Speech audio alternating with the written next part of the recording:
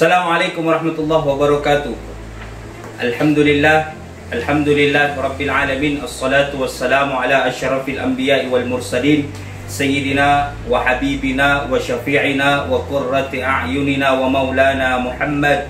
Allahumma salli ala Sayyidina Muhammadin wa ala alihi wa sahbihi ajma'in. Amma ba'd, brocu dan broci dimanapun kalian seluruhnya berada, alhamdulillah pada kesempatan yang berbahagia ini kami ingin menyampaikan hikmah-hikmah dari peristiwa Isra wal Mi'raj. Dan kali ini saya tidak sendiri, saya ditemani oleh dai mudanya Kota Makassar, Ustadz Guntur Saputra, yang tepat berada di sebelah saya. Broci dan brocu dimanapun anda berada, Isra wal Mi'raj ini sebagaimana kita ketahui bahwa perintah salat 5 waktu yang dijalani oleh Rasulullah sallallahu alaihi wasallam. Subhanalladzi asra bi 'abdihi lailan minal masjidil harami ilal masjidil aqsa. Di ayat ini Allah menjelaskan dirinya bahwa subhanalladzi, maha suci aku, kata Allah, asra yang memperjalankan, bi 'abdihi, hambaku, kata Allah. Siapa yang diperjalankan adalah Rasulullah Muhammad sallallahu alaihi wasallam. Ilal Masjidil Haram ilal Masjidil Aqsa. Dari Masjidil Haram ke Masjidil Aqsa.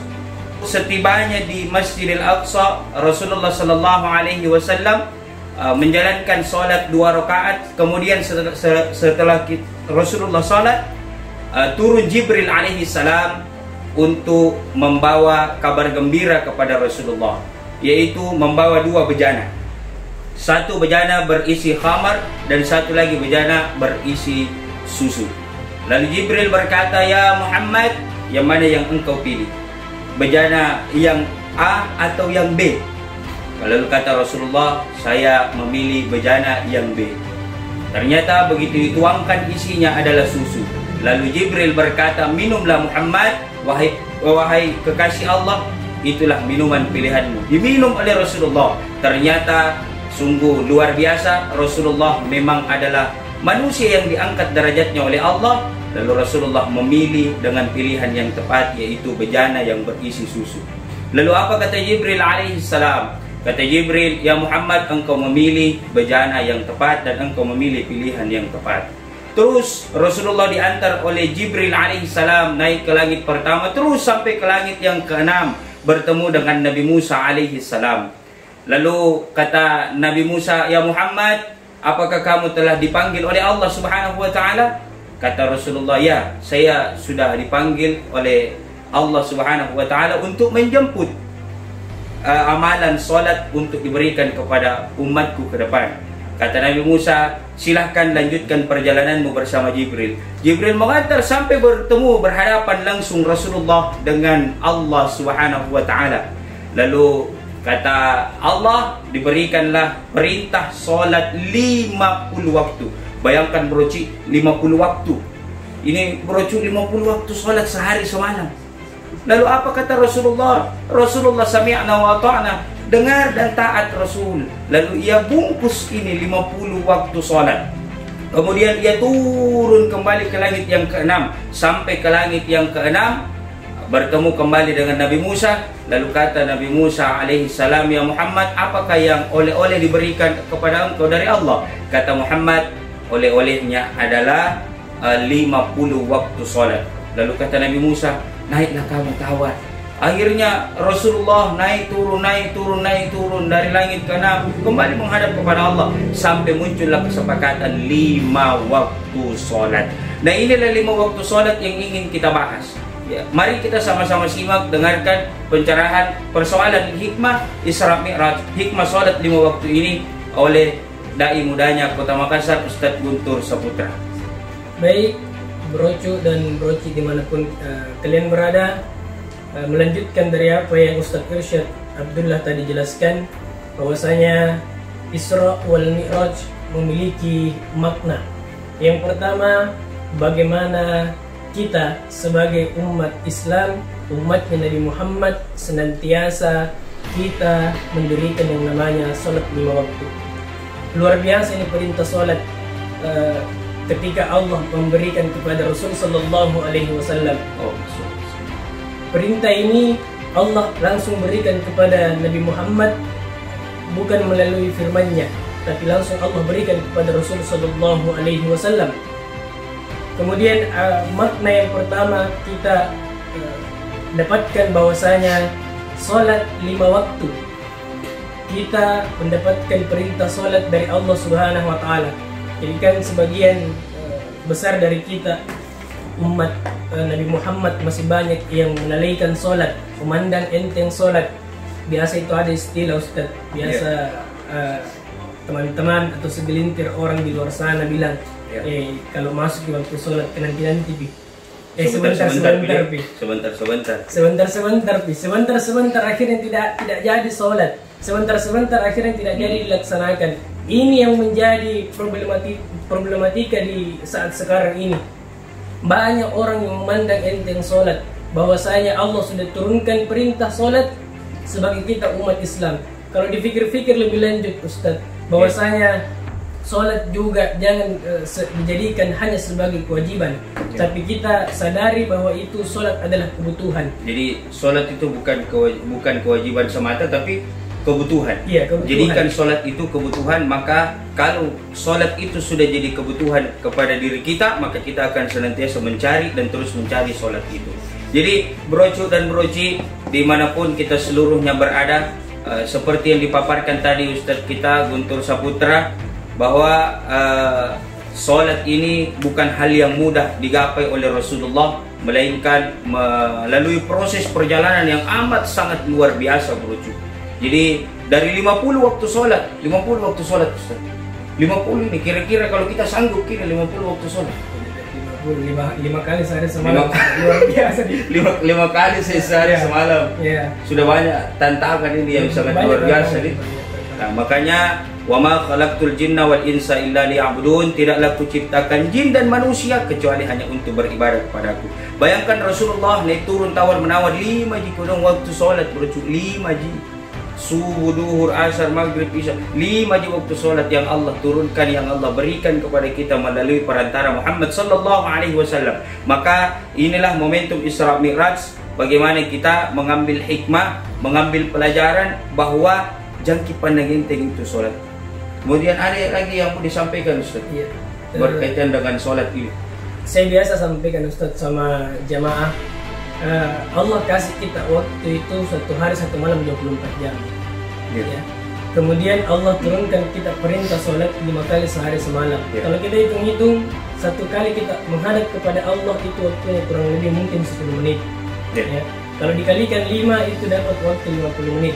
Bulatkan ini sampai 1 jam.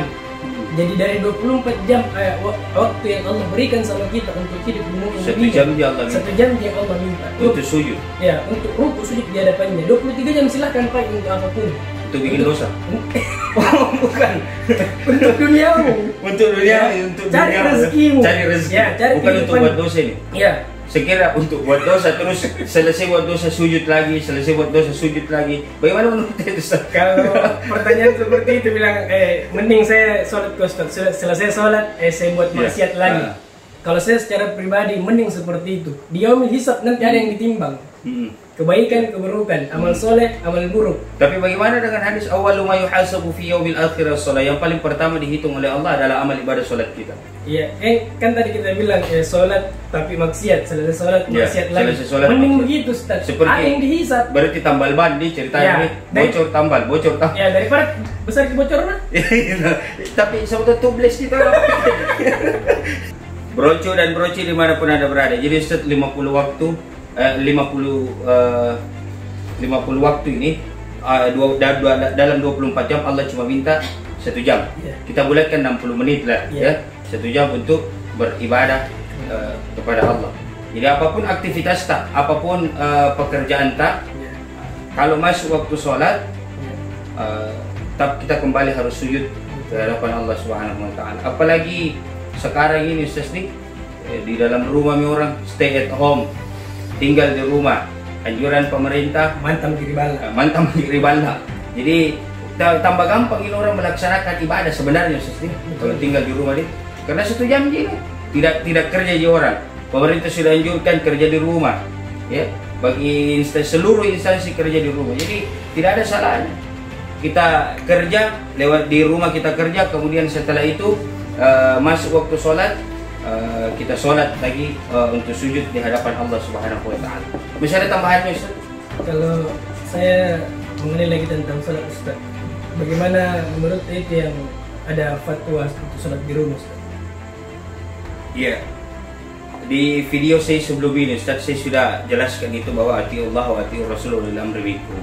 Jadi selain kita taat kepada Allah dengan sholat itu, kita taat kepada Rasulullah dengan menjalankan sunnah-sunnahnya. Kemudian wa ulil amri minkum, Allah tekankan bahwa taati pemimpinmu. Kalau pemimpin di antara kita berfatwa, termasuk Majelis Ulama Indonesia itu kan pemimpin di antara kita. Kalau Majelis Ulama Indonesia sudah berfatwa dengan adanya corona ini, maka lebih baik sholat di rumah dulu. Jangan dulu sholat berjamaah ke masjid, sholat sendiri-sendiri saya dulu di rumah. Maka ini anjuran yang sangat bagus dan memang kita patuhi anjuran ini. Kenapa? Karena Majelis Ulama Indonesia disitulah himpunan seluruh ulama-ulama yang mesti kita jadikan panutan. Ya, jadi tidak ada salahnya. Tapi di lain hadis Rasulullah Shallallahu Alaihi Wasallam sudah menjelaskan kepada kita bahwa kalau satu daerah itu terkena wabah penyakit seperti COVID-19 ini, maka lebih bagus sholatnya di rumah. Tapi kalau di satu daerah tersebut tidak terkena dampak apapun dari wabah itu, maka silakan sholat. Tidak ada orang yang kena. Tidak ada orang yang kena. Misalnya kayak di dekat rumah, misalnya 10 orang di dekat rumah, tidak ada yang kena, maka silakan tetap sholat berjamaah di masjid, silakan dilaksanakan. Tapi ingat Ki, tetap jaga yang namanya kebersihan lingkungan. Ini karena virus itu kan asalnya dari semua yang kotor-kotor. Jadi kalau bisa upayakan juga di masjid dekat rumah itu, sampaikan kepada pengurus-pengurus masjid bahwa sebelum orang masuk, semprotkan dulu disinfektan atau hal-hal yang bisa mencegah virus itu. Kemudian Ustaz, yang kedua yang ingin saya jelaskan begini. Kan sebelum kita sholat, sebelum imam memimpin sholat, sebelum imam mengangkat takbirnya, ya, dengan kalimat kebesaran Allahu Akbar, itu kan imam disunnahkan untuk balik dulu. Sawu sufufakum, luruskan dan sempurnakan safmu. Dan ini fenomena sekarang yang terjadi. Ada masjid sekarang yang 1 meter jaraknya, Ustaz. Langkah lagi? Iya, langkah lagi Ustaznya. Ini melanggar dari perintah Nabi Shallallahu Alaihi Wasallam menurut hemat saya. Kenapa? Karena kata Nabi, luruskan dan sempurnakan safmu. Nabi tidak pernah mengajarkan saf yang renggang seperti itu, langkah-langkah seperti itu, Ustaz. Ya, kalaupun di situ ada wabah, maka yang terkena wabah itu jangan berjamaah ke masjid. Tahu diri. Yang merasa aman tidak terkena wabah itu silahkan datang untuk sholat berjamaah, namun tetap jaga kebersihan. Ustaz, berbicara persoalan sholat ini, Ustaz. Ini sholat kan perintah langsung yang diambil oleh Rasulullah Sallallahu Alaihi Wasallam kepada Allah. Allah memberikan langsung perintah sholat ini kepada Rasulullah. Bagaimana menurut hemat Ustadz ini terhadap problematika sekarang? Masih banyak saudara-saudara kita yang mungkin belum mengindahkan panggilan azan itu. Karena kan sholat didahului dengan azan, ada panggilan dulu, seruan untuk datang ke masjid. Bagaimana menurut kira-kira? Kalau pertanyaannya Ustadz tadi bilang bagaimana menurut dengan teman-teman atau orang-orang di luar sana yang masih belum mengindahkan perintah untuk sholat lima waktu, saya satu yang saya mau bilang sama kita semua yang masih mengindahkan sholat lima waktu atau malas-malasan sholat lima waktu. Satu Mustafa itu yang mana? Ya, satu. Terus. Masa nanti mau disolati baru diinjak di masjid? Oh begitu? Ya. Masa jadi, nanti, jangan tunggu nanti mau disolati? Ya. Jangan nanti mau pergi disolati baru diinjak di masjid. Masalahnya ini Ustaz tidak tahu kapan kita mati. Contoh sederhana Ustaz, contoh yang sederhana. Yang dulunya tidak pernah diinjak rumahnya orang, ya. Kemudian di satu waktu kita meminta bantuan, kita meminta pertolongan. Pasti Nabi bilang orang yang mau diminta bantuan, apa itu mai? Kenapa tiba-tiba datang? Tiba-tiba datang, itu lagi minta bantuan. Jadi diibaratkan untuk sholat. Iya, ibaratkan untuk sholat. Masa meninggal baru mau masuk di masjid, ya, mungkin disolati. Selama ini kemana? mungkin seperti itu. Tapi ada juga orang yang beranggapan bahwa tidak mau datang sholat berjamaah mungkin faktor yang azan. Kalau yang azan kan artinya kalau kita lihat di Kota Makassar banyak nih tukang-tukang azan atau bilal itu yang belum tentu bagus suaranya. Belum tentu. Kalau menurut pandanganku ini, kalau pandanganku tidak. Ya. Pandanganku tidak. Masih banyak sekarang masjid-masjid yang azannya, aduh memang kayak tidak tertarik ini hati untuk datang ke situ, untuk masuk ke masjid sholat. Gitu. Contoh itu yang ceramah-ceramah biasa kita ingat colatu apa colatu? Iya kan kan masih banyak yang begitu. Cadang nama madala culul lah. Apa adalah culul lah? Ya, kan masih banyak yang begitu. Saya maksud saya Ustaz, ya ini himbauan juga, ya sekedar masukan untuk para pengurus masjid. Cobalah yang kita jadikan bilal itu, ya mereka yang bagus suaranya, para kori, ya para kori kita. Banyak para kori kita di Sulawesi Selatan ini, terkhusus di Makassar, banyak yang berpotensi untuk mengumandangkan azan dan suaranya bagus, suaranya merdu. Ya, cuman yang jadi persoalan sekarang banyak pengurus masjid atau banyak takmir masjid yang kurang mengindahkan hal ini. Maksud saya kan ini kita bicara, minta maaf Ustaz, minta maaf broci, jangan ada yang tersinggung. Ini keluhan saja yang saya coba utarakan lewat media ini, bahwa banyak kasihan teman-teman yang azan di masjid itu tidak disejahterakan. Maksud saya sejahterakan Tommy itu kurang gaji seke. Jadi minta maaf ini, jangan ada ketersinggungan di antara kita. Cuman saya maunya yang azan itu supaya merdu, jamaah juga bisa tertarik hatinya, ringan langkahnya menuju ke masjid. Maka perlu untuk mungkin kita gaji mereka para muazzin, mereka para bilal. Bagaimana sih? Jadi ada mungkin kata-kata terakhir. Apa? Ada mungkin masukan yang mungkin kita bisa lempar ke Brocuk dan Broci. Karena saya kembali tentang masalah sholat, ya. 17 rakaat sehari semalam Allah perintahkan kita di luar daripada sunat yang lain. Ya. Jadi masalah umur, masalah usia tidak ada yang tahu Ustaz, ya. Kapan kita menghadap kepada Allah Subhanahu Wa Taala. Cocok tadi yang kita bilang, betul sekali itu, bahwasanya yang pertama kali dihisab di yaumil akhir kelak adalah sholat. Ya. Bagus sholat tak, maka semua amal-amal lain tak pasti akan mengikut. Dan kalau buruk sholat, maka amal-amal lain pasti tidak akan mengikut. Jadi begitu pesan dari sini. Jadi kalau bagus sholat tak Brocuk dan Broci, maka seluruhnya akan terhitung juga baik di mata Allah Subhanahu Wa Taala di yaumil hisab kelak. Makanya yang dipandang ini sholat tak, tetap istiqomah dalam ketaatan, tetap istiqomahkan ibadah sholat ini, karena ibadah sholat ini merupakan rukun Islam yang kedua dan menjadi pokok kita beragama Islam. Oke Brocuk dan Broci dimanapun kita seluruhnya berada, mudah-mudahan obrolan singkat ini, mudah-mudahan penyampaian singkat ini ada yang terselip di hati kita, dan Allah jernihkan hati kita untuk senantiasa beribadah terus-menerus di hadapan Allah Subhanahu Wa Taala. Saya Muhammad Irsyad Abdullah bersama Ustadz Muhammad Guntur Saputra ingin menyampaikan terima kasih yang sebanyak-banyaknya atas perhatian, dan jangan lupa Brocuk dan Broci subscribe, nyalakan loncengnya, like and share sebanyak-banyaknya Brocuk. Share ke nenek tak, om tak, tante tak, bapak tak, mama tak, teman tak, kakek tak, semuanya Brocuk. Oke? Saya Muhammad Irsyad Abdullah. Assalamualaikum warahmatullahi wabarakatuh.